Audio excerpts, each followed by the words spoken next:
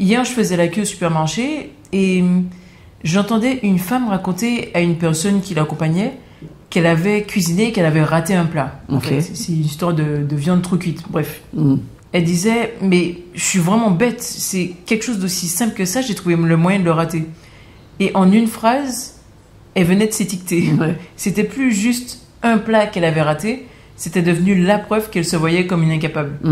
Et tu vois, ça m'a fait me questionner sur...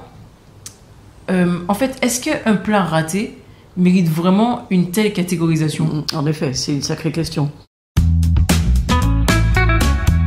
Raphaël est ma fille, elle a 24 ans et depuis quelque temps, elle s'intéresse à ma profession.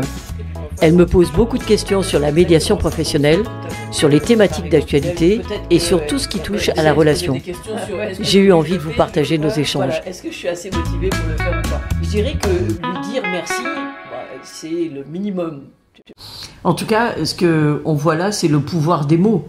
C'est-à-dire que chaque mot que je vais utiliser pour parler de moi, des autres ou de la vie, ça fait bien plus que décrire une situation. Parce que ces mots-là vont déclencher automatiquement dans notre esprit une représentation. Tu vois, si je dis « je suis débordé », je visualise tout de suite une image, et toi aussi d'ailleurs, tu vas visualiser tout de suite une image qui va avec des tâches qui sont en retard, du stress, l'impression de ne pas y arriver. Et à partir de là, cette représentation va agir comme un filtre. Ça va faire que je vais surtout remarquer les urgences, les problèmes et tout ce qui va confirmer cette idée. Et je pourrais même passer à côté des moments où pourtant j'ai réussi à avancer, j'ai repris la main. Tu vois ce que je veux dire? Oui, absolument. Et en fait, c'est comme ça que des mots finissent par orienter notre manière de voir le monde. C'est-à-dire qu'ils influencent directement notre attention, ce qu'on remarque, ce qu'on retient, et puis ce qu'on va écarter sans même s'en rendre compte, quoi. Et en plus, ce mécanisme-là, il agit dans toutes les sphères. Bien sûr. Dans la sphère personnelle, par exemple, combien de fois on entend les personnes dire je suis nul en sport. Ou je suis trop timide pour aller vers les autres. Ou encore, je suis pas du tout créatif. Tu vois, à force de se le répéter, plus personne ne vérifie si c'est vrai. On ne teste même plus, en fait. On évite et on finit enfermé dans cette idée que, voilà, je suis ceci ou je suis cela. Exactement. Et même dans le cadre professionnel, c'est la même chose. Quand quelqu'un dit « je ne suis pas fait pour les responsabilités » ou encore « de toute façon, ici, les efforts que je fais ne sont jamais reconnus », ces phrases deviennent des limites invisibles, puisque en fait, elles orientent les décisions qu'on prend et elles bloquent même les initiatives, ce qui va finir par créer exactement la situation qu'on redoutait. Tout à fait. Et tu vois, alors on peut faire le tour de toutes les sphères qui sont autour de la personne, la sphère familiale, la sphère sociale. C'est vrai que si je dis par exemple, à la maison, je suis toujours celle qui fait tout, ou lui, il est incapable d'écouter, ou les gens sont égoïstes, ou, tiens, ce que j'ai entendu il n'y a pas très longtemps, les vrais amis ne sont plus ce qu'ils étaient. Tu vois, non seulement, encore une fois, je ne décris pas une situation, mais en plus, avec cette manière de verbaliser les choses, je ferme la porte à une possibilité de changement, à une rencontre qui pourrait être différente. D'ailleurs, quand tu donnes ces exemples, je remarque que très souvent, ces phrases dévalorisantes commencent par « je suis »,« tu es »,« il est ». On emploie en fait le verbe « être ». Donc c'est l'identité même de la personne qui est engagée.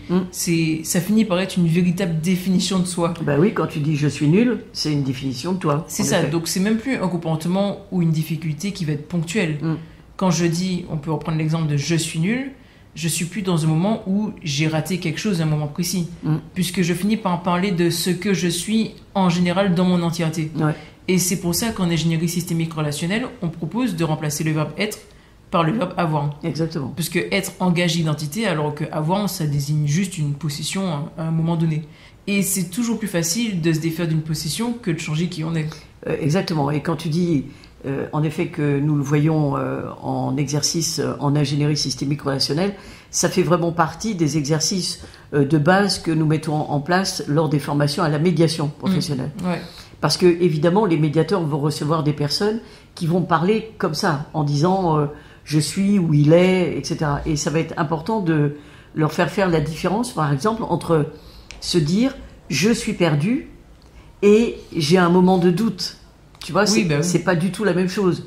Et ce simple changement de formulation permet de voir la situation comme quelque chose de temporaire et de surmontable, plutôt que comme une impasse définitive.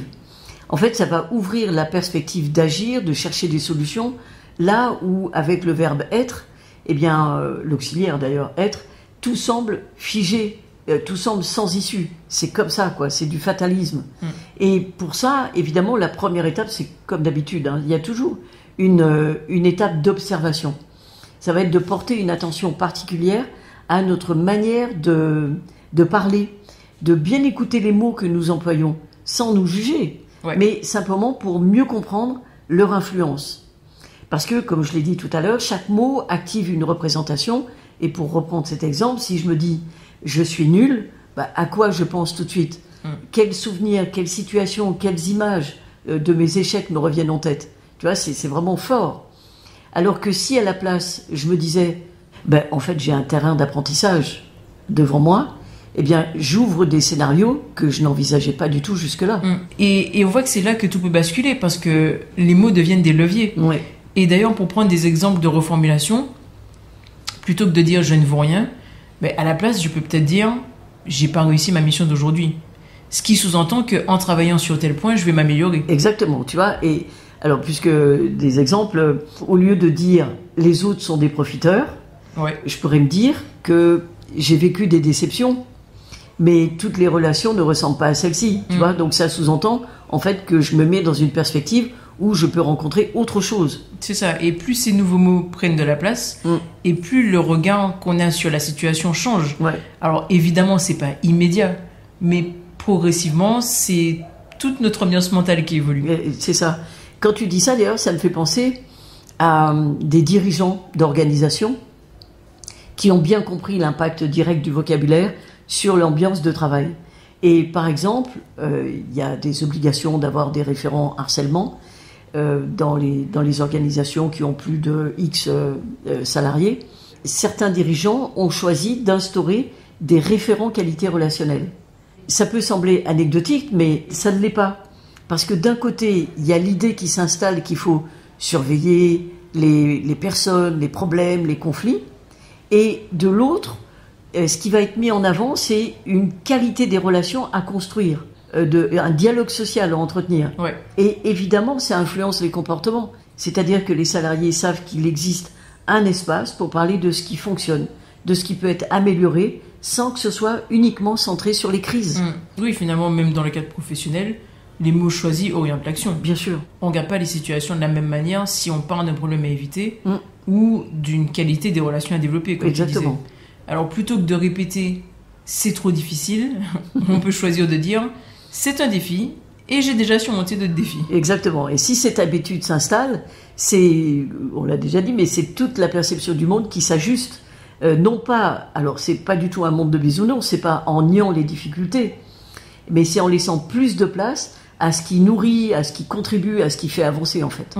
Parce que très clairement, de la même manière que ce sont des mots MOTS qui créent le conflit, ce sont également des mots, alors d'autres mots évidemment, qui vont restaurer, qui vont entretenir la qualité des relations, à commencer par la relation à soi, quoi. Oui, et à ce moment-là, la vraie question c'est quels sont les mots qui me font du bien ? Oui. Et surtout, est-ce que je leur donne vraiment assez de place dans ma vie ? Tout à fait. Et peut-être que tout commence là. C'est-à-dire, ça commence par choisir consciemment les mots qui soutiennent la personne que j'ai envie de devenir. Exactement.